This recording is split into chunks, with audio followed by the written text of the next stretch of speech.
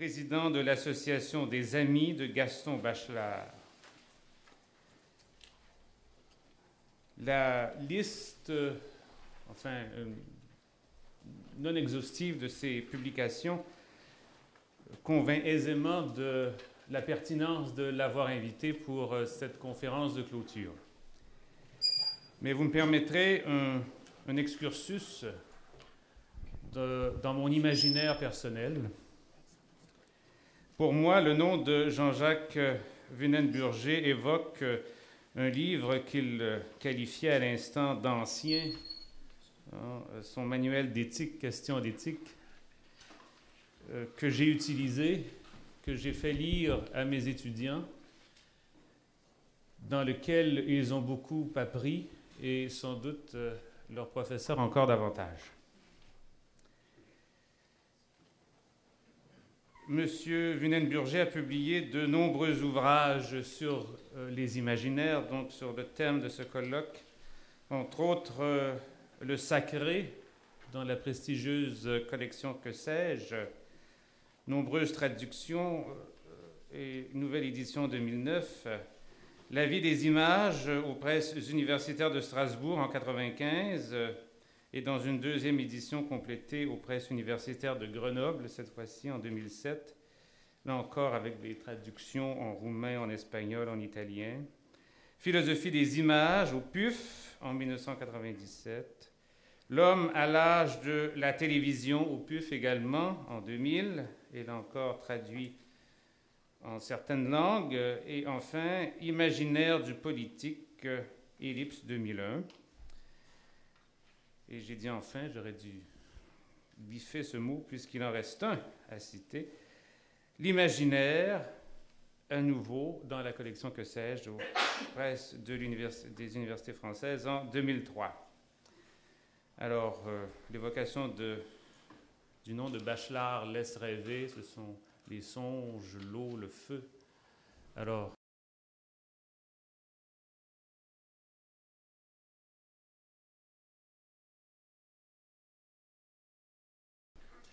bonjour à toutes et à tous. Merci chaleureusement aux organisateurs et à leurs amis d'avoir organisé cette émouvante et riche rencontre. Merci de m'y avoir associé, merci de vos généreux mots d'accueil. Et donc, je voudrais essayer, non pas du tout de faire un exposé de synthèse, parce que les synthèses sont interdites dans le durandisme. Parce que la synthèse, c'est l'arrêt, c'est le repos, alors que l'esprit vivant est en perpétuelle transformation, ce qui est la première grande leçon de son maître Gaston Bachelard, qui est le philosophe de la transformation permanente. Et si vous entendez à travers ce mot différentes traductions possibles, vous avez déjà compris pourquoi c'est Chao qui a inauguré cette rencontre, car la pensée chinoise est la pensée de la transformation, de la transmutation permanente, où il n'y a jamais de synthèse. Donc si Gilbert Durand est à la fois occidental et oriental, comme elle nous l'a dit, il ne peut pas y avoir de synthèse, et donc je devrais immédiatement m'effacer pour laisser jouer la polyphonie des discours, la polyphonie des expériences qui vous a été proposée depuis hier matin. C'est vrai que cette rencontre brève mais intense nous a donné une sorte de florilège, d'anthologie de la fécondité de la pensée de Gilbert Durand, puisque depuis hier matin, nous avons multiplié des aperçus, des perspectives, des regards sur ce qu'il a écrit, mais aussi eu des témoignages, des extraits de pratiques des sciences humaines qui se revendiquent de ses écrits et qui ajoutent effectivement à cette œuvre tout un versant d'application qui trouve notamment dans cette université un lieu de développement impressionnant, comme on l'a vu ce matin à travers cette effervescence de travaux tirés de la T9. C'est un fait qu'on peut être un peu étourdi par cette variété de problèmes traités par Gilbert Durand dans une œuvre elle-même majestueuse et qui s'étale sur un demi-siècle au moins. Et on peut être un peu pris par cette impression, n'est-ce pas, d'une richesse qui, je dirais, se babélise en autant de langues qu'il y a de disciplines. Et d'une certaine manière, chaque discipline trouve, dans la rencontre avec Gilbert Durand, de quoi se nourrir et de quoi rebondir dans ses hypothèses et dans ses champs d'application. Le problème, c'est qu'effectivement, Gilbert Durand est conscient, dans les années 50, de cet éventail que les sciences humaines et sociales ont ouvert sur la compréhension de l'anthropos. Il ne faut jamais oublier qu'un livre qu'on ne cite jamais, parce que c'est un manuel, mais les manuels quand même font leur chemin, c'est un manuel de textes de sociologie paru chez Bordas, qui est, je crois, introuvable aujourd'hui, et qui est un ouvrage à relire, parce que c'était déjà toute l'architecture, toute l'architectonique de la pensée sociologique, mais vous allez voir que le terme est trop petit pour, évidemment, rendre compte du travail de Durand. Il donnait déjà toute l'architecture de sa lecture de la sociologie contemporaine, dont il cherchait déjà à montrer l'unité profonde. Et je crois que si je peux essayer cet après-midi d'apporter quelque chose, c'est d'essayer de montrer que les sciences de l'homme que nous pratiquons ici, chacun dans notre domaine, dans notre territoire, dans notre langue, pour filer la métaphore de Lebel, ont quand même fondamentalement pour Gilbert une unité. Et vous savez bien que Gilbert veut écrire sciences de l'homme au singulier et pas au pluriel. Parce qu'il faut renouer, au-delà de cette explosion des savoirs épars du XXe siècle, il faut renouer avec un projet d'une anthropologie, d'un logos de l'anthropos, d'un savoir qui, vous allez le voir tout à l'heure, n'est pas tout à fait le savoir rationnel seulement, parce que souvent on traduit souvent logos par raison, et il faudra essayer de se demander si justement l'anthropologie est uniquement rationnelle, ou s'il n'y a pas d'autres formes de savoir qui constituent cette raison unifiante de l'homme. Et il y aura un terme qu'il faudra introduire, qui est un autre terme à certains égards synonyme dans l'Antiquité grecque, qui s'appelait gnosis, qu'on traduit par gnose. Et alors là, ça devient assez compliqué parce que le mot gnose dérape très vite et on va voir que c'est une des sources à la fois de l'attraction et de la répulsion que peut présenter l'œuvre de Gilbert Durand. Anthropologie au singulier. Et donc, je voudrais essayer de revenir, c'est une tâche un peu mégalomaniaque, essayer de revenir avant Babel et essayer de retrouver ce que j'appellerais la langue adamique de Gilbert Durand. C'est-à-dire la langue unique qui permet de parler de l'homme, de l'humanité, de l'espèce Homo sapiens. Car c'est ça le projet qui, depuis les années 50, anime un philosophe, c'est un confrère, Gilbert Durand. Il a fait de la philosophie d'abord, et je crois qu'il reste jusqu'au bout un grand philosophe. Et donc, je crois que l'intérêt de la pensée de Durand, c'est qu'elle a une universalité, qu'elle a une pluralité de savoir, de discursivité, de programmes d'application, et en même temps, elle a une unité. Nous avons vu la pluralité, on a parlé de religion, on a parlé de littérature, on a parlé de préhistoire, on a parlé de mode. Quel auteur pourrait nous inspirer autant pour parler à la fois du sacré et de la mode, de la préhistoire et de la culture. Et en même temps, nous nous sommes promenés depuis hier matin de la Savoie, qui lui est si chère, qui est le centre du monde, évidemment centre symbolique, jusqu'à Pékin, Wuhan, et tout le Grand Orient, Extrême-Orient, comprend Séoul, Tokyo, Kyoto. Nous sommes passés par New Delhi. Chao nous a parlé hier de l'émerveillement de Gilbert en Inde. Et puis nous sommes allés au Brésil, avec Daniel, Brésil, haute terre durandienne, hein, grande terre durandienne. Et puis nous sommes là, finalement, là au Québec, Canada, Saint-Paul, autre centre symbolique. Quel auteur peut se sentir également chez lui, à Pékin, à New Delhi, à Recife et à Ottawa? Voilà, je crois que tout est dit, je peux m'arrêter là. Je crois qu'on a d'emblée compris que c'est véritablement une langue universelle dont nous parle Durand. C'est une véritable anthropologie, une véritable anthropologie gnosis de l'humanité. C'est pas rien. Combien de grands esprits du XXe siècle peuvent rivaliser avec lui? Vous avez vu que je suis dans une attitude première d'étonnement et d'admiration, car c'est la première des choses qui nous ouvre l'esprit et le cœur pour une grande œuvre.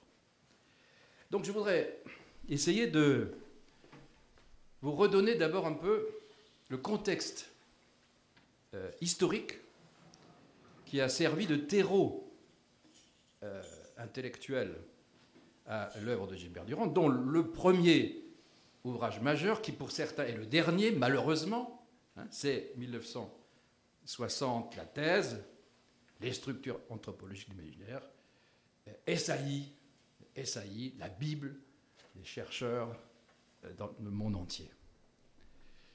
Simplement, je l'ai dit, il ne faut pas s'arrêter à la première œuvre, même si souvent la première œuvre dit déjà tout, en tout cas pour les grands esprits. Et ce que je voudrais vous montrer, c'est qu'il faut accompagner Gilbert Durand jusqu'à aujourd'hui, car son œuvre s'est enrichie en permanence. Et je voudrais vous signaler la dernière republication qui doit servir de manuel 2, hein, qui complète les SAI. C'est la sortie du XXe siècle. C'est 4 ouvrages de Durand republiés en un seul volume au CNRS par Michel Maffezoli, qui comprend Introduction à la méthodologie, Figures mythiques et visages de l'œuvre, très peu cité, L'âme tigrée, encore moins cité, et un ouvrage très très spécial, un conte, l'aristocrate, pas C-O-M, pas C-O-N, sous l'acacia, consacré à Joseph de Maistre. On y reviendra. Donc voilà, c'est une œuvre qui, par conséquent, doit être prise dans sa totalité, mais qui est quand même née à un moment donné. Et donc c'est ce premier moment que je voudrais reconstituer. Puis, dans un deuxième temps, je voudrais essayer de vous donner, l'assise épistémologique. Parce que il faut craindre, si vous voulez, que les bricoleurs que nous sommes, qui empruntons à Durand tel ou tel modèle, telle ou telle hypothèse, tel ou tel langage, nous l'extrayons en quelque sorte, si vous voulez, de son sol. C'est comme si on arrache quelque chose et d'une fleur qu'on arrache du sol, mais dans un vase, c'est un très beau bouquet, mais ça ne vit plus. Et je crois que la pensée de Durand, pour vivre, doit être toujours immergée dans ses racines, et donc dans ce mode de construction. Et vous allez voir, vous allez revoir, parce que beaucoup le savent, que la pensée de Gilbert Durand n'est pas du tout banale, n'est pas du tout immédiatement compatible avec les idées maîtresses de notre temps. C'est une pensée profondément autre. C'est une pensée subversive. Alors de là à ce que, précisément, de temps en temps, vous rencontriez des opposants, c'est pas étonnant. parce que la pensée de Durand est explosive. Quand on va voir dans la cave de sa maison les fondations sur lesquelles cette pensée repose. Alors évidemment, quand on regarde simplement le toit, ça ressemble à toutes les autres maisons. Mais quand on descend progressivement, dans son architecture théorique, dans son architecture philosophique, on s'aperçoit que les soubassements sont tout à fait différents, et que si on veut être vraiment fidèle à l'esprit de Gilbert Durand, pas simplement à la lettre de tel ou tel texte, il faut effectivement faire une vraie conversion par rapport aux grands idéaux épistémologiques qui dominent notre temps, ou qui sont des idées dominantes de notre temps. Mais est-ce que les idées dominantes sont forcément les meilleures? Est-ce que les idées dominantes du XXe siècle sont forcément celles qui vont préparer ou s'actualiser au XXIe? Je ne suis pas sûr du tout. Et vous allez voir qu'avec Durand, on peut même être sûr du contraire, parce que les idées se remplacent, elles tournent. C'est encore une pensée profondément asiatique et chinoise, et qu'aujourd'hui, le mieux, c'est de préparer demain, pas simplement de vivre sur l'acquis d'hier. Voilà pourquoi le livre s'appelle « La sortie du XXe siècle ». Je pense qu'il a un très beau titre. Ça veut dire que Durand est l'auteur pour le XXIe siècle. Voilà. Alors donc, on ne fait pas de l'archéologie ici, des textes, on fait une anticipation de la fécondité à venir d'un autre mode de pensée que Gilbert a préparé. Et c'est cette épistémologie que je voudrais très rapidement vous présenter. Avant, en un dernier temps, de vous montrer effectivement la difficulté de porter véritablement l'œuvre, les critiques qu'elle reçoit. Il ne faut jamais se cacher la vulnérabilité d'une pensée.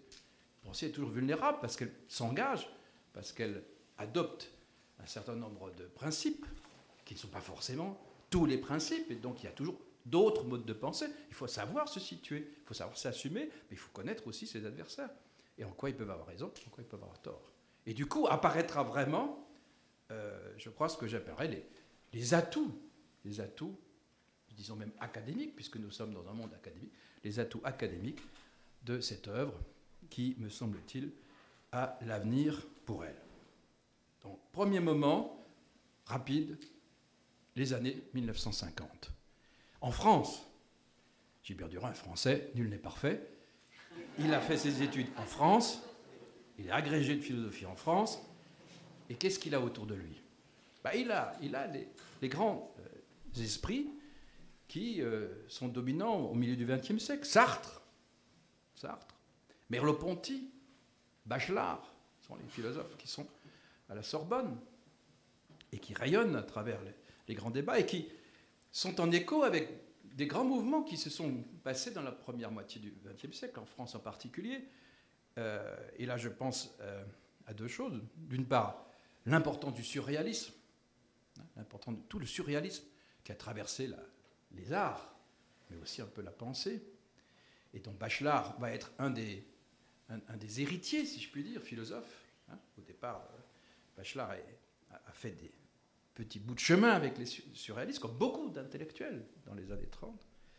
Puis je pense par exemple à cette expérience, aventure française qui s'appelle le Collège de sociologie, très important, où il y avait en particulier Roger Caillois, quelqu'un de très important, qui était au Brésil d'ailleurs.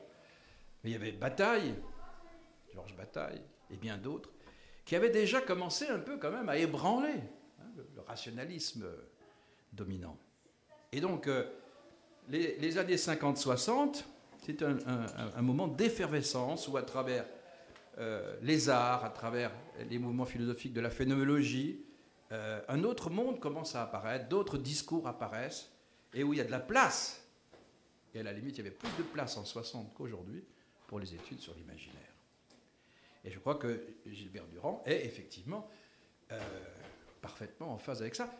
Souvenez-vous, les structures anthropologiques de l'imaginaire commencent par un dialogue critique avec Sartre. Eh oui, on discute avec ceux de son temps.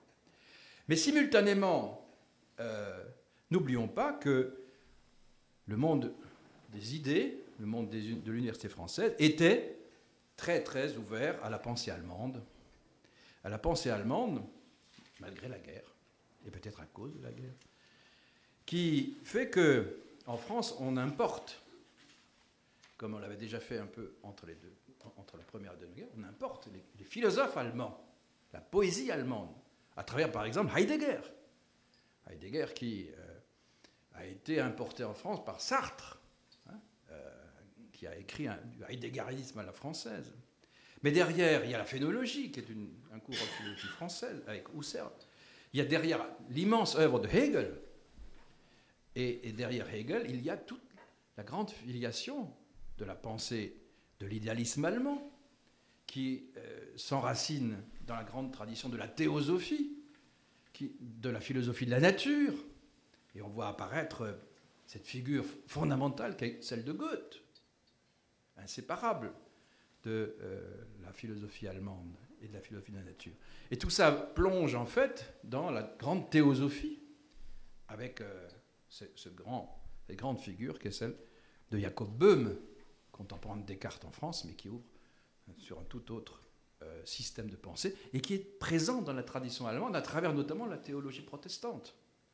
Voilà, je ne vais pas vous faire un cours d'histoire, mais c'est simplement pour vous dire que France-Allemagne, dans les années 50, nourrissent les esprits philosophiques d'autres choses que du rationalisme français, disons cartésien, pour faire court, ou Auguste Comtien, même si Auguste Comte est le philosophe inséparable de l'emblématique du Brésil, même si les Brésiliens, heureusement, se sont détachés du positivisme d'Auguste Comte. Mais, attention, facteur fondamental pour comprendre l'œuvre à naître de Gilbert, cet ébranlement du rationalisme ne signifiera jamais irrationalisme, au contraire. Mais pour reprendre une expression chère à Gaston Bachelard, surrationalisme, intégration du rationalisme dans quelque chose qui l'ouvre.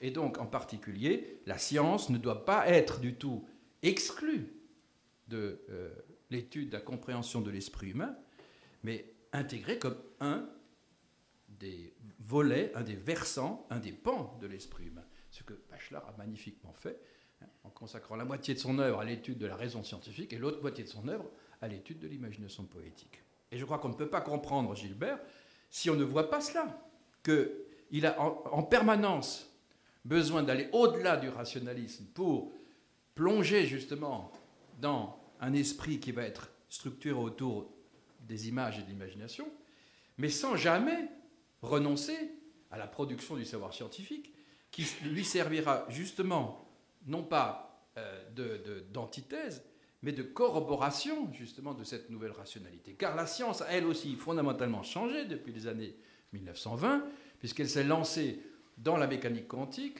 elle s'est lancée dans la théorie de la relativité, et pour parler de la physique, elle s'est lancée dans des nouvelles pensées de la vie, notamment écologiques, avec Buitendijk, Uexküll, Portmann, le grand biologiste suisse à Bâle, qui aura été un compagnon de route à Eranos, comme on le rappelait, que Chao le rappelait hier. Et donc toute une pensée de la forme vivante, pour parler de la biologie, et puis même la logique et les mathématiques connaissent beaucoup d'innovations, de transformations. On a parlé de Lupasco, qui est évidemment pas simplement un référentiel de Yves, mais d'abord de Gilbert, et d'abord même de Gaston Bachelard. Parce que Gaston Bachelard, déjà, en 1940, cite Lupasco dans la philosophie du nom. Donc vous voyez, je crois que c'est très important. Gilbert Durand va faire émerger son chemin, enfin, va dégager son chemin de ce milieu-là où la philosophie, les arts et les sciences connaissent des restructurations profondes, acceptent de s'ouvrir à des idées audacieuses, et d'une certaine manière, il y reviendra tout à l'heure, l'imaginaire peut trouver sa place au cœur d'un projet académique, même si, on va le voir, il y a évidemment dans cette entreprise à la fois de l'audace et des risques. À partir de là, cependant, pour bien comprendre l'originalité et la spécificité de la pensée durandienne, il faut la placer sous le signe quand même, non pas de cet esprit simplement de surréaliste ou surrationaliste, mais il faut la placer dans un esprit qui, je crois, caractérise profondément l'homme, qui est l'esprit de résistance. Résistance à la domination. Alors c'est d'abord la résistance à la domination allemande, car Gilbert, et c'est un aspect de son être et de sa vie dont il est fier, a été un résistant dans le Vercors. Et pour lui, prendre le maquis, ça a été un engagement humain fondamental pour la liberté. Mais je dirais qu'il faut métaphoriser cela, car je crois que Gilbert est en permanence un résistant, et je crois que tout le savoir qu'il va construire, il veut le construire sur cet acte de résistance aux modes, au schéma dominant, aux idéologies du jour. Et je dirais que pour moi, Gilbert Durand est vraiment une illustration de cette figure fondamentale de Ernst Jünger qui s'appelle le Waldgänger en allemand. C'est difficile à traduire. C'est l'homme des bois, c'est le hors-la-loi, c'est en tout cas le franc-tireur, c'est le réfractaire. Et je crois qu'il faut toujours lutter contre la banalisation des thèses de Durand, qui se banalisent en entrant, j'allais dire, dans le politiquement correct des savoirs des sciences humaines, pour se rappeler que pour produire ce savoir, Durand a été fondamentalement un résistant aux solutions du jour et aux modes de son époque. En effet, pour bâtir cette nouvelle anthropologie dans l'esprit de son temps, il lui a fallu 3 déplacements. 3 déplacements, c'est ça le Waldgänger, il va ailleurs. Le premier déplacement, c'est justement, comme il aime à le dire en permanence, n'est-ce pas, c'est quitter la grande travée du rationalisme occidental. C'est quitter cette grande autoroute qui mène d'Aristote à Hegel, en passant par Descartes, Leibniz, bref, le grand panthéon du rationalisme occidental, lui-même inséparable de la grande théologie monothéiste qui vectorise le temps, qui va d'un point d'origine à un point final. Et Durand nous invite dès le début, et ce sera vraiment un leitmotiv permanent de son œuvre, il nous invite fondamentalement à aller du côté de ce que j'appellerais une histoire culturelle de l'ombre, pas de la pleine lumière. C'est pas la grande autoroute de l'Occident, celle qui reste à l'ombre. Et celle qui reste à l'ombre, c'est, on le sait très bien, c'est déjà le néoplatonisme, c'est la mystique, c'est la théosophie, c'est l'idéalisme allemand, c'est les naturphilosophie. Bref, c'est ce qu'on peut appeler d'un mot générique, et dont il fait l'histoire dans un livre trop peu lu, Science de l'homme et tradition, Science de l'homme étant au singulier, c'est un ouvrage fondamental pour comprendre la biographie intellectuelle de Gilbert Durand. Le terme générique pour définir ça, c'est ce qu'on appelle l'hermétisme. Alors là aussi, l'hermétisme, ne me demandez pas de le définir en 30 secondes, c'est toute une culture qui, effectivement, n'est pas une culture simplement du savoir objectif, n'est pas une culture qui implique la séparation du sujet et de l'objet. C'est une culture, au contraire, qui implique que la production du discours, la production du savoir engage en même temps le sujet connaissant, et que ce sujet connaissant va rencontrer ce savoir à mesure de la réceptivité qu'il offre aux idées qui lui adviennent. Si vous voulez en savoir plus, on rouvrira la parenthèse tout à l'heure. Hermétisme contre science objective. Voilà le premier déplacement que fait. Car on apprend mieux à connaître comment fonctionne la culture, comment fonctionne la pensée dans ces travées latérales que sur la grande route. Deuxième déplacement, mais Chao nous l'a dit dès hier matin, quitter l'Occident. Il ne faut pas seulement prendre un autre chemin d'Occident, il faut quitter l'Occident. Aller ailleurs.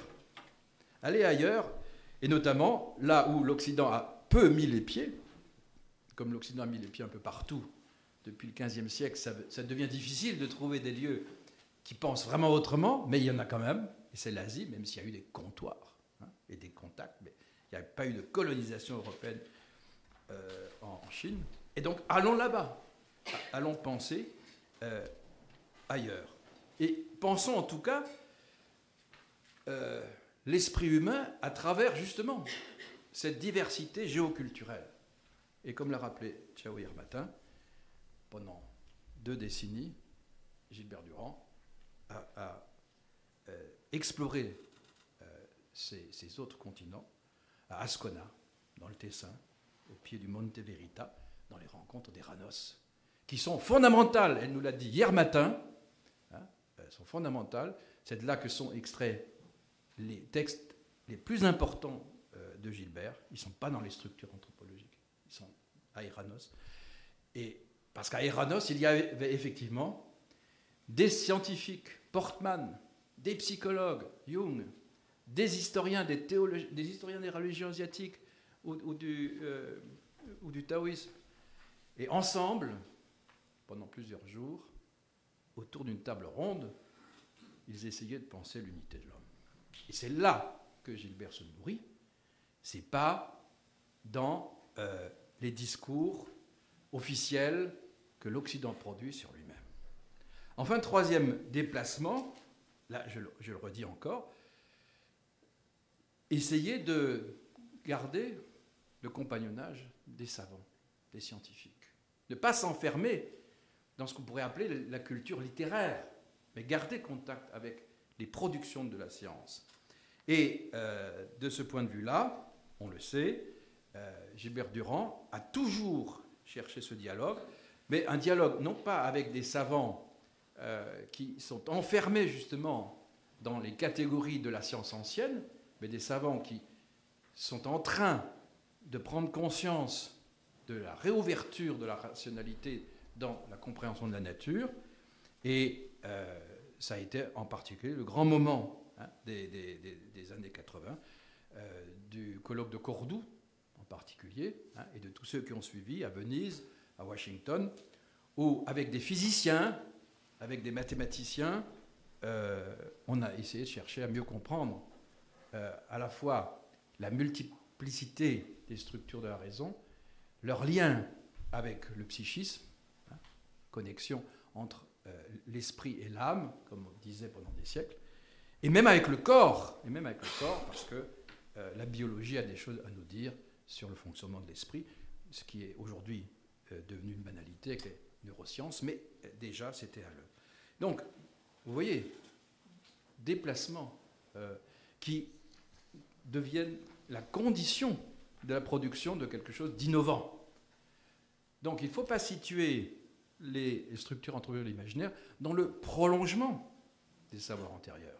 Il faut savoir qu'ils ont été nourris d'un itinéraire intellectuel en profonde rupture et dont l'audace va avoir un prix. Et le prix, on verra tout à l'heure. Dès lors, depuis les années 60, tout le travail de Gilbert Durand, je vais essayer maintenant de synthétiser, va obéir à une épistémologie tout à fait originale, exigeante, difficile, mais dont il faut avoir conscience lorsqu'on est au bout, lorsqu'on est dans les applications, lorsqu'on est dans des sciences particulières, lorsqu'on est psychologue, lorsqu'on est sociologue, lorsqu'on est théoricien de l'histoire de l'art, c'est-à-dire lorsqu'on recueille en quelque sorte les retombées de la pensée. Moi, je vais essayer de voir qu'est-ce qui la structure en profondeur. Et il y a 3 idées fondamentales, puisqu'on est toujours en train de faire des typologies. Pour l'instant, j'en dégage 3. Premièrement, l'épistémologie, donc les structures, si vous voulez, de construction du savoir anthropologique, la structure durandienne est une structure que j'appellerais de troisième voie. C'est-à-dire qu'elle se construit, comme beaucoup de savoirs au XXe siècle, sur le ni-ni. Ni ceci, ni cela. Et l'exemple massif, évidemment, c'est ce qui dominait les débats dans les années 1960, donc je suis toujours dans la naissance des SAI, c'était d'un côté le structuralisme, avec le monument lévi-straussien, important pour une brésilienne, hein, parce qu'il a été échafaudé d'abord au Brésil, et de l'autre côté, influence allemande, l'herméneutique, représentée déjà à l'époque par un des plus grands philosophes français qui s'appelle Paul Ricoeur. Et dans les années 60, il y a beaucoup de choses là-dessus, j'ai un article là-dessus, sur Durand par rapport au structuralisme. Durand dit, structuralisme, oui, mais à moitié seulement, herméneutique, oui, mais à moitié seulement. Et donc, troisième figure, moitié structuralisme, moitié herméneutique. Et ça, c'est très important. Vous avez des articles fondamentaux dans L'âme tigrée, là-dessus, qui consistent à dire, d'abord, tout ce que produit la pensée, c'est pas atomisé, c'est pas disséminé, c'est profondément structuré. Et donc, il faut une pensée du système pour comprendre les productions de la pensée, hein, les processus et les œuvres. Et il reconnaît qu'effectivement, l'étude, par exemple, des mythes nécessite, comme Lévi-Strauss avait commencé à le faire, nécessite une grammaire, nécessite une logique, mythologique. Titre d'un ouvrage, une somme de Lévi-Strauss, les mythologiques. Simplement, ce que Durand reproche à Lévi-Strauss, je vais très vite, c'est que c'est des structures vides, c'est du formalisme. D'ailleurs, la clé de la science mythologique de Lévi-Strauss, c'est les mathématiques, logique et mathématiques. Il dit non. C'est là que naît cette expression fondamentale, Durand, auteur d'un structuralisme figuratif. Parce que l'esprit produit des figures à travers les structures. Il n'y a jamais de structure vide, tout est déjà plein. Et ça, c'est une option très lourde, parce que ça empêche toute logique, tout formalisme de se développer de manière autarcique. Mais là-dessus, évidemment, déjà, vous allez avoir des écoles entières de pensée qui vont dire non, séparons la forme du contenu.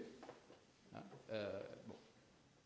Mais de l'autre côté, Gilbert est à l'écoute de la pensée allemande, est à l'écoute de tout ce que la tradition théosophique qui fait descendre en quelque sorte du sens dans le sentiment ou dans l'esprit.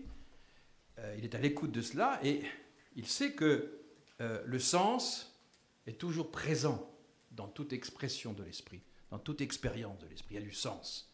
Là aussi, on n'est pas dans de la neutralisation. On est toujours déjà habité par quelque chose. Simplement, Ricoeur, qui travaille beaucoup sur cette question du sens, inséparable des textes, inséparable des œuvres, cherche souvent, ou la plupart du temps, l'origine du sens dans des événements historiques. On cherche des causes, des sources, des explications dans la réalité empirique. Et c'est là que Gilbert répond, mais je m'arrête là, non, le sens n'est pas de l'ordre empirique, il est de l'ordre du transcendant, et même du transcendantal. Donc vous voyez que il prend Lévi-Strauss pour l'enrichir par le figuratif, il prend l'herméneutique pour la décoller en quelque sorte de l'empirique et de l'existentiel, et on a la doctrine fondamentale du structuralisme figuratif ou de l'imagination transcendantale. Deuxième option épistémologique lourde, et ça, c'est sans doute le plus important parce que c'est là qu'il y a le plus de malentendus. On a dit, l'œuvre de Gilbert Durand, c'est les structures. Et on croit par conséquent que pour Durand, la radiographie de l'esprit et de ses œuvres se réduit justement à ces typologies dont on a cessé de montrer l'efficience depuis un matin. Et c'est un fait que c'était ça le premier projet. D'où l'importance, dans le fond, du terme de structure, qui représente en fait l'application du programme que lui avait légué Gaston Bachelard. Parce que Gaston Bachelard, dans ses ouvrages sur l'imagination, depuis la psychanalyse du feu,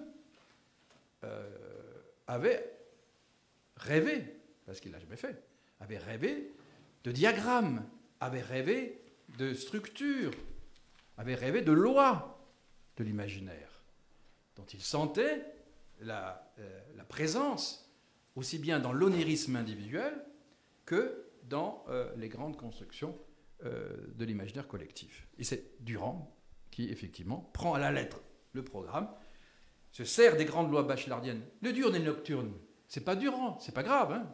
C'est Bachelard qui a dit le nocturne et le diurne.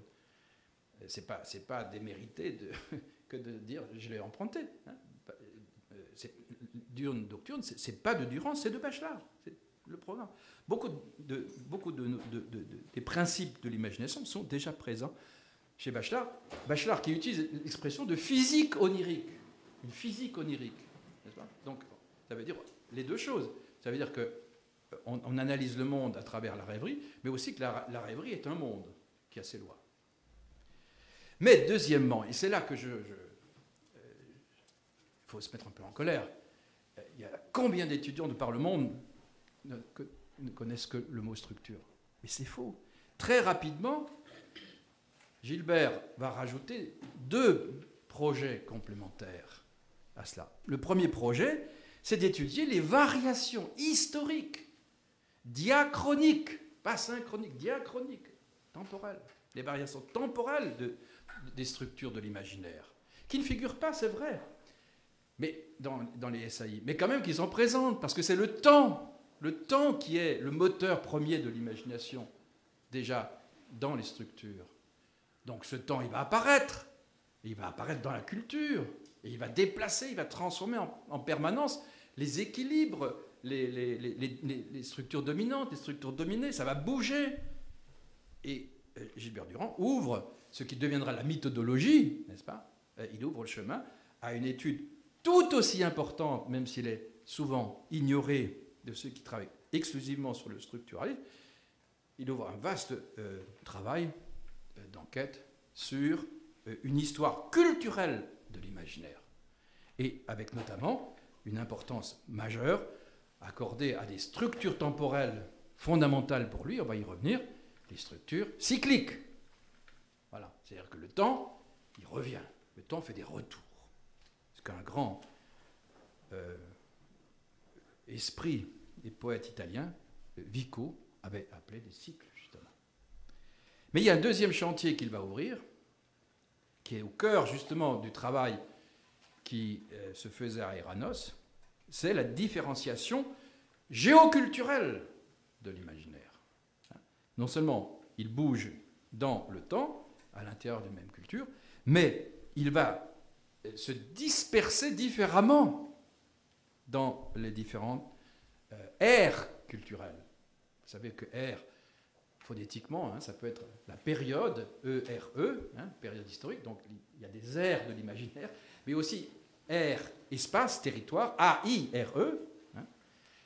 Et donc, le deuxième projet, c'est étudier les aires A-I-R-E de l'imaginaire, c'est-à-dire comment cet imaginaire va s'inscrire dans ce qu'il appellera très joliment les bassins sémantiques, qui vont donner des visages différents au même contenu. Donc, multiplication. Et c'est ça l'immense apport de ce qu'il appellera la mythodologie. La mythodologie, c'est un terme un peu barbare, mais parce que c'est justement l'étude du cheminement, l'étude des déplacements.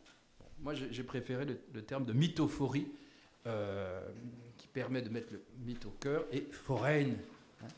Il y a métaphorein, et je préfère utiliser le mythos foreign, hein, les déplacements, les transformations du mythe. Alors, les applications sont nombreuses. La plus célèbre, celle sur laquelle il faut travailler pédagogiquement, c'est la grande fresque du mythe franciscain, hein, du XIIe au XXe siècle, qui nous permet de comprendre comment aujourd'hui les écologistes sont en fait des disciples de saint François d'Assise. C'est ça qu'il faut comprendre, et qu'aujourd'hui, Assise, c'est le Québec pour les écologistes. Troisième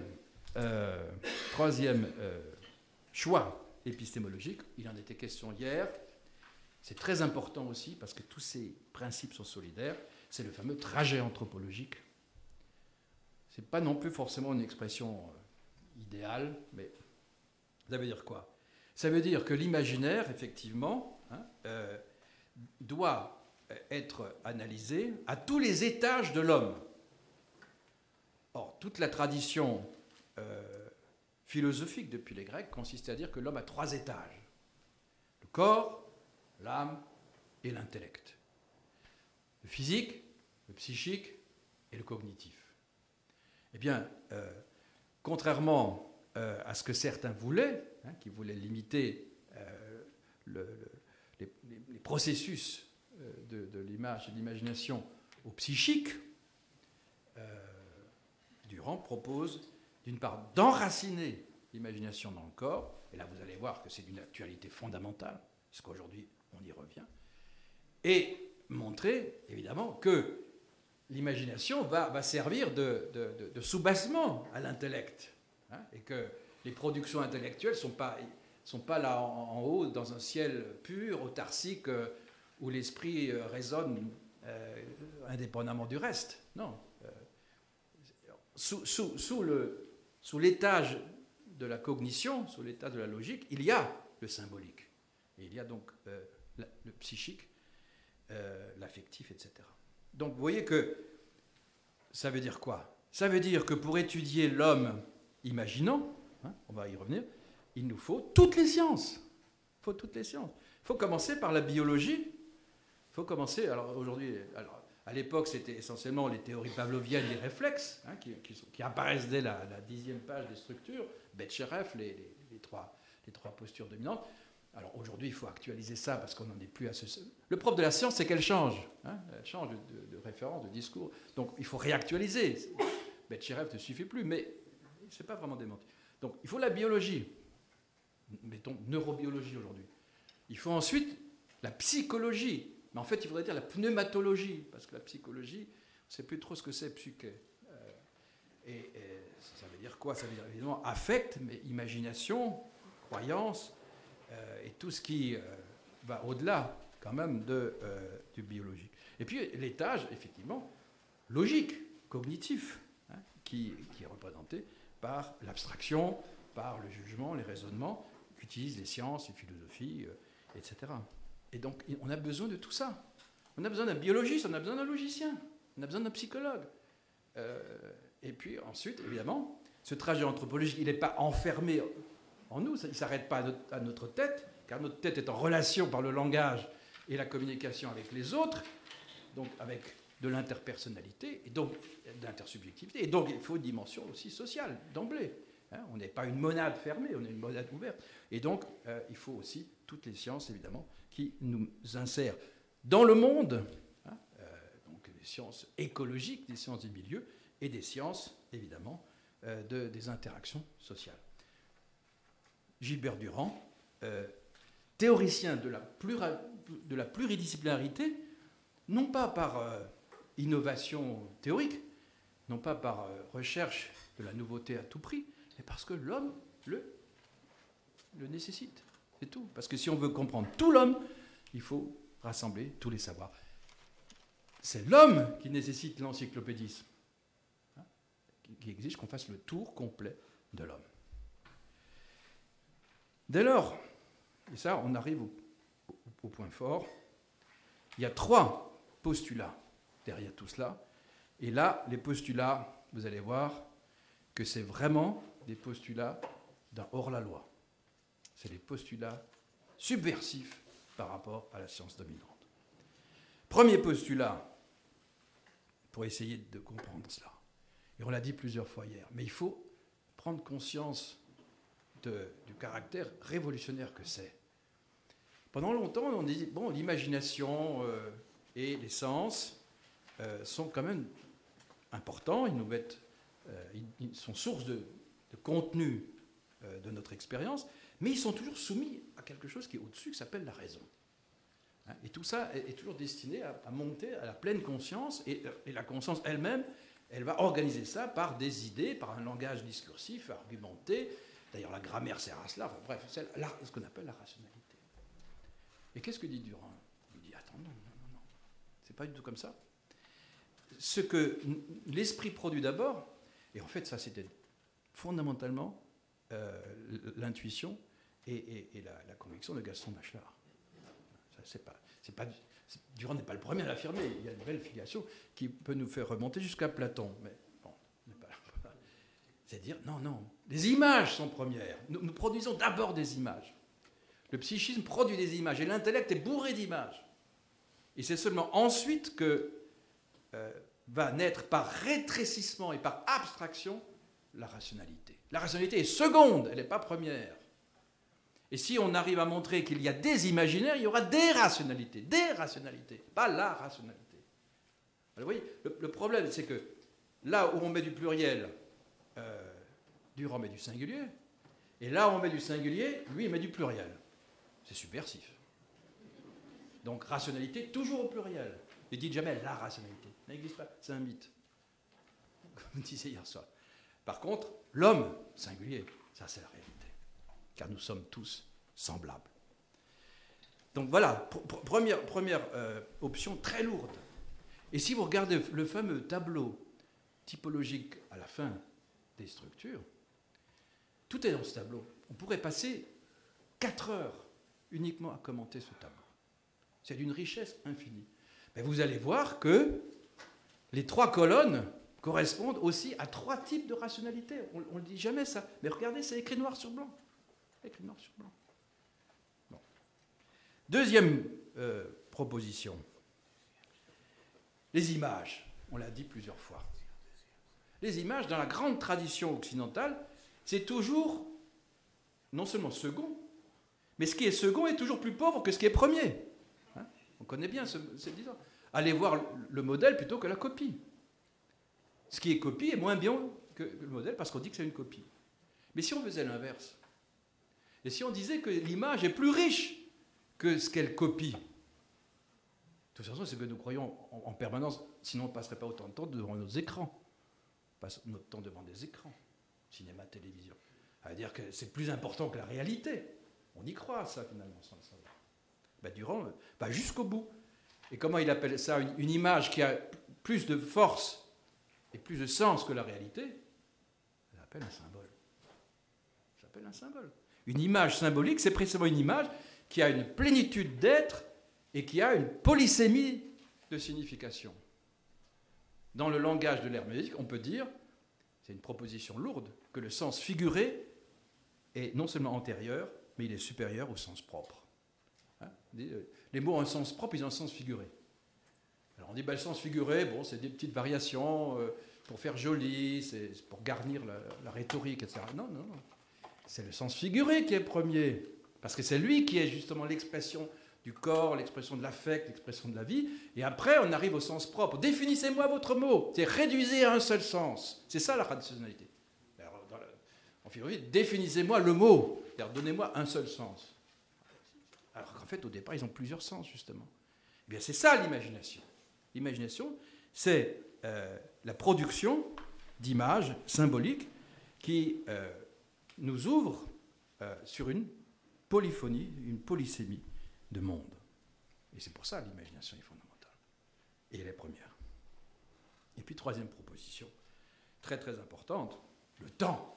Le temps qui est présent dans les structures anthropologiques de l'imagination. Parce que dans le fond, imaginer, on dit toujours que c'est produire des images visuelles, des images spatiales, mais imaginer, c'est être dans le temps. Ne serait-ce que parce qu'à tout moment, nous sommes en rapport avec la présence et de l'absence.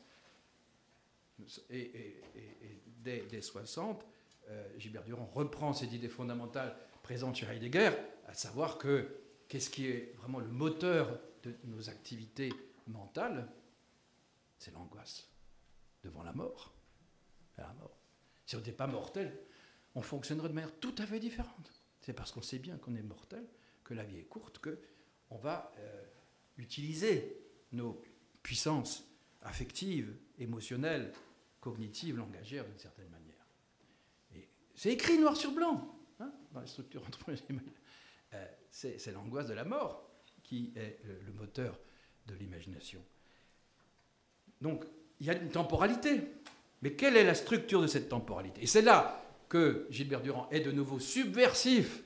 Il nous dit que nous avons idolâtré un certain type de temps, qui est le temps linéaire, qui est le temps de la succession, qui est le temps finalisé, aussi bien pour les individus que pour les sociétés, que pour l'humanité. C'est la grande idée de progrès, c'est la grande idée de l'émancipation du passé, etc., etc. Et Durand nous dit, mais ce n'est qu'un imaginaire parmi d'autres du temps. Mais il y a d'autres types de temps, et qui sont tout aussi structurants, qui sont tout aussi inhérents à la vie. Et notamment, ce temps qui a été négligé en Occident, sauf par quelques grands esprits, les premiers, Héraclite, les derniers, Nietzsche, le temps cyclique. Temps cyclique qui a été très au cœur d'autres civilisations, dont la civilisation chinoise. Ils n'ont pas cette vision eschatologique, ils n'ont pas cette vision messianique. Une autre temporalité. Eh bien, Durand réhabilite cette autre temporalité, il rend possible la pluralité de temporalité, et il veut déconstruire notre mythologie. C'est pas la vérité rationnelle, ça. C'est une mythologie parmi d'autres. Il était aidé aussi par son grand ami, Mircea Eliade, qui avait beaucoup travaillé justement sur ces autres temporalités en faisant du comparatisme en phénoménologie des religions, en travaillant beaucoup sur l'Inde, plus que sur la Chine. Mais vous voyez, tout ça, c'est quand même c'est conséquent, c'est lourd. Il y a vraiment, dans la cave de l'esprit de Durand, il y a quand même des données, des ressources, des stocks d'informations vraiment en rupture profonde avec ce que la majorité des autres penseurs contemporains acceptent et utilisent comme base de construction et de compréhension de l'homme. Quand vous adhérez au durandisme, vous adhérez à tout cela, mesdames et messieurs. Sans le savoir, vous êtes subversif. Ne faites pas comme si c'était une pensée décolorée et banale. Non, portez la rupture. Car Durand est un exemple de rupture épistémologique fondamentale, annonciateur des temps à venir. Alors, évidemment, tout cela suppose beaucoup d'autres choses. Il y a deux corrélats fondamentaux. Je veux juste les indiquer, le temps passe. Premièrement, sur quoi s'appuyer pour étudier tout ça? La réponse est claire. Les œuvres de l'homme. Les œuvres de l'homme. Ce n'est pas étudier l'homme comme ça, abstraitement, en soi. C'est l'étudier à travers ce qu'il fait, à travers ce qu'il crée, à travers la praxis et la poétique. Voilà pourquoi il est important d'étudier toutes les œuvres d'art au sens très large. C'est l'importance des œuvres d'art pour Durand, et tous les arts, même l'opéra. Vous avez vu hier Durand à Bayreuth, mais aussi les techniques. Et aujourd'hui, les techniques audiovisuelles, puisque c'est les plus grandes techniques aujourd'hui, qui nous préoccupent tous les jours, qui se renouvellent tous les jours. Tout ça fait partie des œuvres. Donc c'est très important de voir que Durand essaie de comprendre justement ce que l'esprit humain extériorise et faire de ses œuvres le miroir réfléchissant de l'intérieur de l'homme. On n'étudie pas l'intérieur de l'homme directement, on l'étudie à travers. Mais de toute façon, tout le monde est obligé de le faire. Mais lui, il l'affirme vraiment comme un projet scientifique. Et deuxièmement, on voit bien que, avec tout ce que je viens de dire, ce qui est très important, c'est comment amener l'homme à être lui-même, c'est-à-dire à être en phase avec ses facultés, avec ses ressources, avec son identité profonde anthropologique. Et donc il y a en permanence, chez lui, c'est souvent nié par certains de ses lecteurs et disciples, il y a profondément des considérations éducatives et éthiques, car il y a effectivement des malaises de l'homme, il y a des crises de l'homme, il y a des défigurations de l'homme, il y a des décadences de l'homme. Et d'une certaine manière, Durand rejoint beaucoup de ses amis, que ce soit Eliade ou Corbin, qui ont montré comment, par exemple, la civilisation occidentale a, à un moment donné, été victime d'une démythisation, d'une désymbolisation, d'une idolâtrie de la rationalité unidimensionnelle qui a été source de beaucoup de catastrophes, notamment au XXe siècle. Les catastrophes du XXe siècle, pour Durand, ne sont pas d'origine mythique, viennent au contraire du déficit des véritables mythes. Donc, vous voyez, derrière, il y a quand même toute une axiologie, il y a toute une approche normative, parce qu'on ne peut pas décrire l'homme sans dire si l'homme est en bonne santé ou est malade, si l'homme est vivant ou mort. Et je crois que, évidemment, ce que Durand cherche à comprendre, c'est les conditions pour que l'homme vive. Alors, pour terminer, l'essentiel, j'ai dit que faudrait quand même aborder, me laisser 5 minutes pour... Vous voyez que tout ça ne passe pas sans difficulté pour beaucoup de théoriciens, praticiens des sciences humaines et sociales, et même de scientifiques, parce que c'est lourd de rupture. Alors on reproche beaucoup de choses au durandisme, et si vous laissez traîner des oreilles, si vous lisez à gauche, à droite, de temps en temps, vous allez avoir effectivement des critiques assez radicales, et j'en ai relevé 5 comme illustration pour vous montrer effectivement ce qu'on lui reproche, et vous allez voir la cacophonie de ces reproches, et qu'on lui reproche tout et le contraire de tout.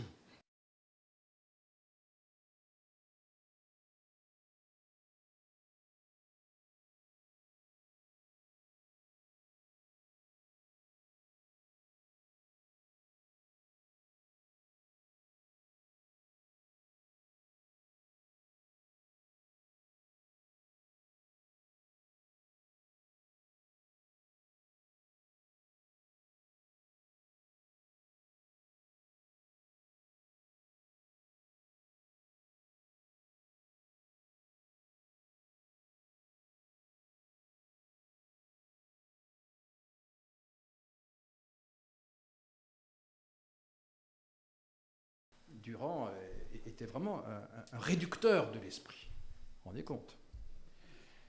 Mais si vous écoutez ailleurs, dans une autre école, dans une autre tribu, vous allez avoir exactement le reproche inverse. Durand, Hume, Eliade, spiritualisme, religiosité, hermétisme, vous vous rendez compte? C'est absolument pas scientifique tout ça.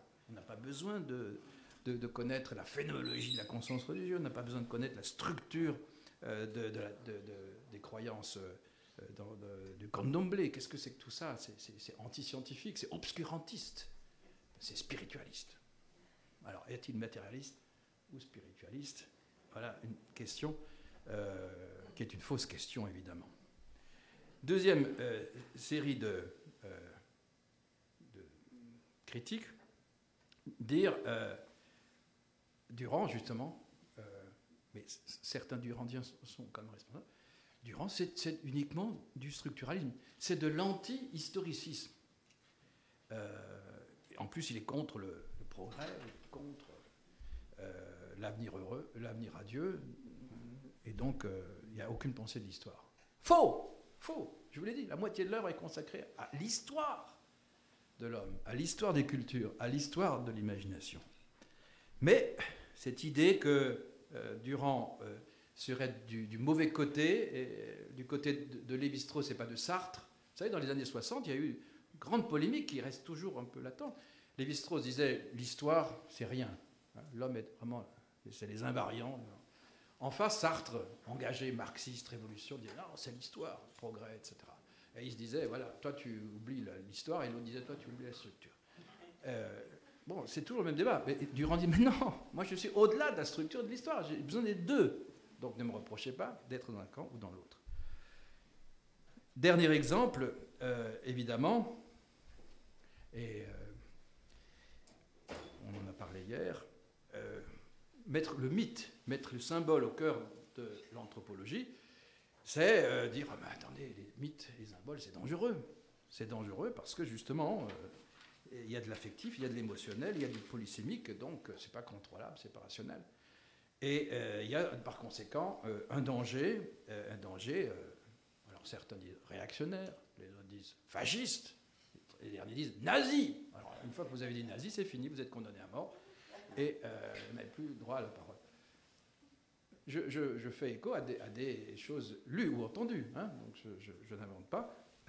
Mais évidemment,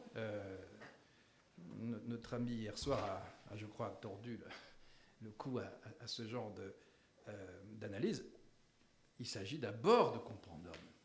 Et que l'homme soit à la fois ange et bête, nous n'y pouvons rien. Mais ce n'est pas pour cela, parce qu'il peut devenir une bête, qu'il ne faut pas étudier ce qui est précisément à la source et de la bête et de l'ange. Donc étudier l'imagination symbolique et mythique, c'est d'abord une tâche de probité, une tâche de curiosité pour essayer de connaître l'homme. Donc je crois qu'il faut non pas rester sourd aux critiques, mais d'abord lire l'œuvre et être capable d'argumenter. Oui. Non, mais parce que je t'en passe. Alors il y a aussi le reproche de scientisme. Il y a le reproche de scientisme qui lui est fait dans la mesure où, en tant qu'approche culturelle de l'homme, il cherche dans les mathématiques, dans la logique et dans la physique un certain nombre de modèles. On l'a vu encore ce matin avec Yves, qui a trouvé chez Louis Pascoe des logiques de l'antagonisme et de la contradiction qui l'ont permis effectivement de raffiner dans l'analyse des modélisations du test. Mais, donc certains appelleront ça du scientisme. Vous voyez, donc les littéraires diront, mais enfin, qu'est-ce qu'il va faire à chercher du côté de la mécanique quantique? C'est un débat de fond, hein, mais on ne peut pas le trancher aujourd'hui. Un débat de fond qui est intéressant. Dans quelle mesure les sciences de la nature nous disent quelque chose sur les sciences de l'homme?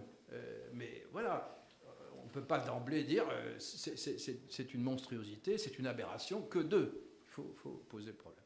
Alors pour terminer, après ce moment de mélancolie, je vais vous dire, mais non, pour sortir du XXe siècle, c'est pour affronter le XXIe siècle. Je dirais que Gilbert Durand, envers et contre ses mauvais lecteurs de mauvaise foi, a un potentiel heuristique inouï. Potentiel heuristique. Heuristique, innovation, invention.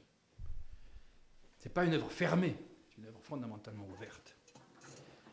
Alors, plein d'arguments, mais j'ai dépassé le temps.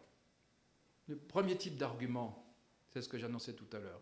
Aujourd'hui, la grande mode, mais c'est une mode salutaire, c'est d'essayer de chercher à comprendre l'homme à travers son cerveau, à travers la neurobiologie, à travers les sciences cognitives. Et on y apprend des choses intéressantes. On y apprend notamment deux choses. On y apprend, premièrement, que produire une représentation mentale, imagée, met en jeu des schèmes corporels. Alors tous ceux qui disent qu'est-ce que c'est que ces schèmes, qu'est-ce que c'est que ces archétypes, tout ça, c'est du Jung, c'est du spiritisme. Non, les neurobiologues vous les trouvent. Ils les trouvent là, objectivement, dans leur IRM. Ils voient des zones du cerveau et ils voient s'activer des schèmes moteurs. Et donc notre vieil Betcheref, il avait raison. Il avait raison. Deuxièmement, il y a la fameuse théorie aujourd'hui des neurones miroirs, qui est la dernière mode dans les débats de neurobiologie. Qu'est-ce que en un mot, ça veut dire qu'il y a effectivement une image de toute réalité en nous, toute réalité perçue, hein, et que cette image, en plus, elle produit les mêmes stimulations neuronale que la perception. Vous vous rendez compte? Ça montre effectivement que l'image est quelque chose qui a une identité propre dans les processus neurobiologiques et qu'on a les mêmes excitations devant une image mentale que devant la réalité. Et qu'on s'en sert notamment pour mimer, pour anticiper la perception. Bref, l'imagination transcendantale que Durand est allé repêcher chez Novalis, qui lui-même l'avait emprunté à Kant, XVIIIe siècle. Je crois que c'est la rectrice qui avait ouvert hier le colloque en parlant de Kant. Ben oui, tous ces auteurs-là qui parlaient d'une imagination source de tout, ben voilà, aujourd'hui la neurobiologie, derrière les ondes magnétiques ou nucléaires, le voit. Alors, vous voyez, je veux dire, il fallait être audacieux, et finalement, ils ont eu raison. Deuxième exemple, alors là, je crois qu'on est effectivement devant ce qui se fait ici et ailleurs. Le durandisme nous donne une maîtrise pour mieux comprendre les comportements humains, les comportements relationnels, les comportements interactifs, mais aussi l'ensemble des comportements sociaux à travers précisément les images mises en jeu, soit dans les relations entre les personnes, soit dans les relations entre les personnes et les choses. Je n'ose pas dire combien, en fait, on pourrait utiliser Durand pour s'enrichir dans le commerce, dans le marketing. Car, et il y en a qui le font. Il y en a qui le font. Donc, je veux dire, on peut être un Durand machiavélien et se servir de la connaissance de l'imaginaire de l'homme pour le manipuler et pour mettre au point des technologies, pas seulement des techniques sociales, mais des techniques économiques, politiques. Mais voilà, en quoi Machiavel est-il plus dangereux qu'un Staline? L'un a simplement analysé objectivement, l'autre s'en est servi cyniquement. Troisième exemple, et je crois que c'est évidemment tout à fait essentiel, j'ai eu le plaisir, je prends cet exemple simplement pour vous encourager, d'ouvrir une chaire à Paris, à l'école des télécommunications de Paris, une chaire sur la modélisation des imaginaires. Et j'étais invité à la conférence d'ouverture en me demandant de parler de Gilbert Durand. Or, qui paye cette chaire? Qui m'a payé ma conférence? Télécom France, Orange, la grande compagnie de téléphone, Peugeot, Citroën, PSA, écrit là-dessus. Ils ont payé. Ils ont payé une conférence sur Durand.